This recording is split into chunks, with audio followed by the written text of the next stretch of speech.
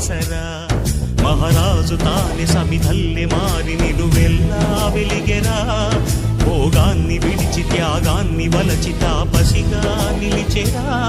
జనక్షేమమే తన సంకల్పముగా తన ఊపిరి హోమజ్వాలలుగా స్వర్గాన్నే శాసించెనురా అమృతమును ఆహ్వానించెనురా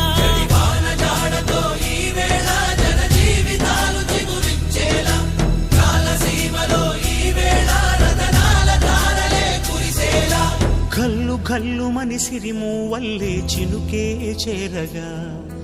జల్లు జల్లు మని పులకింతల్లో పుడమే పాడగా హరివిల్లు ఎత్తి కరిమౌ